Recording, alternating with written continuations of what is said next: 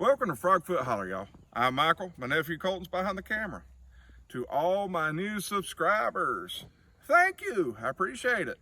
I hope you like what you're seeing. I hope I continue to improve my channel and give you content that you like. And speaking of liking, if you like this video, please give it a thumbs up and share. Don't be shy, share it. All right, so I'm out here at my potato garden that I just planted a couple of days ago. And for y'all that watch that one, y'all know that it's fresh ground, it just got broke, and it just got planted all in the same day. Well, for y'all that watched my video today, y'all know that it rained all day yesterday. And see, I do my videos a day behind, so what you're watching today is what I did yesterday. And it rained and rained and rained all day. But nighttime, Lord have mercy, we had a gully washer, y'all. I'm talking about it just rained as hard as it possibly could. And it got me thinking about my potatoes. Did they survive? Did they get washed out? Well, I come out here and guess what? My potato rows actually prepared really well in that gully washer last night. And as you can see, the way they're mounted up allowed the water to drain off like this right here. And my walkways allowed the water, what was going to be standing, to be here and not actually drown out my potatoes. And well, that got me thinking about something else. Some of y'all have commented that I have such great soil. Well, for my area, I actually really do. And I'm very blessed to have it. But at the same time, there's other people that have much better soil than me and much worse. Everybody has different soils. This garden right here, or this potato bed, it's 100 feet away from my other garden. And it is literally different soil. This soil is actually better. It actually has more clay in it, which means it holds moisture better. And as you can see, that right there tells you that it has more clay. The fact that it holds together like that. Sand, it would just fall apart. So the more sand you have, the easier it is for it to fall apart. But if you push your finger in, and you see how easy that fell apart, that right there tells you that there is a sand mixture in here that is heavier than the clay mixture.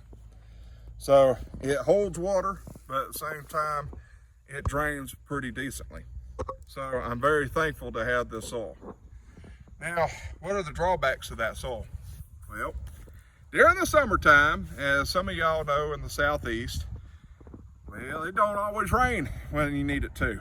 And in fact, quite often I have to put in a lot of extra water into the garden to keep everything growing. And well, I think last year I probably put enough water on my garden to supply the state of Georgia. It just seemed like every time I was turning around, I was turning on the watering system. Well, that brings me to something else. I look at other people's gardens on YouTube and everywhere else, and I say, man, they got some really good soil there. That's just really great. Or man, they fighting it. They fighting it. And to all y'all who have clay soils, God bless you. Lord have mercy. Y'all are a tougher gardener than I ever can be. I mean, that soil, one that's made up of majority clay, and y'all are growing in it, man, I gotta hand it to you. That is freaking awesome.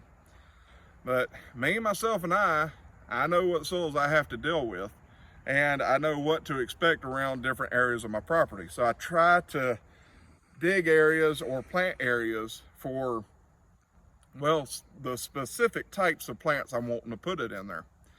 And I'm gonna be, well, I got a bigger area that I gotta till up this year that we're gonna be planting in for cantaloupes and for watermelons and, well, for quite a other bit of stuff, because I realized my eyes got bigger than my garden. I got too many seeds and not enough room. And I like to plant a lot. So we're gonna be opening up some more garden. But I just wanted to show y'all what the garden did, or this potato bed did, with that gully washer that we had, and why I like doing the walk paths to where the water can drain into them. Yeah, I might have to wear waders to get into the walk paths, but at the same time, my beds don't drown. that right there, I learned a hard lesson before. I know Reagan over at Southern Boy Prepper, I know he has to deal with that problem too. And old Les over there at Lone Star Pioneering, well, he has that clay soil. He has some really hard soil. And he told me he just about can't dig in the area where he is, so he does a lot of raised beds. Speaking of raised beds, Lord, I have not been able to do well in a raised bed to save my life. I think it's because the fact that a raised bed heats up quicker, or the soil heats up quicker than what it does in the ground. And I don't know how to plant into it, but at the same time, I haven't given enough, well, time. I tried to do it and it didn't work. I went back to the ground. I shouldn't have done that. I should have actually kept trying. Well, this has been pretty much enough for this video. I'm out here rambling and walking around and looking around, and I just wanted to show y'all what I'm seeing. Like I said, I record these the day of, so when you're seeing them, they're the day before. And I consider myself a half-steader. I'm about halfway to homesteading. I got quite a bit to go, but I'm wanting to grow in what I'm doing, and I'm wanting y'all to join me in the growth. So there will be projects that aren't quite done in one day, or there will be projects that take multiple days to do, such as the woods over here. I plan to clear them out. Now, I don't mean completely clear out all my woods, but I want to open up these woods and basically move my garden over in that area. I don't know if I'm going to do that anytime soon, because some of them trees are huge. I'm going to need some heavy equipment. Now, I just can't afford that right now, but one of these days I'll be able to do it, and y'all be watching me and hopefully enjoying my channel at that time. And hopefully by then I'll have plenty of subscribers that will like what I do, and that will just listen to me ramble and listen to what I have to say, and maybe hopefully dismiss everything I say, because sometimes I'm full of it, and most of the time I'm still full of it. This has been Michael with Frogfoot Holler. Y'all have a froggy day.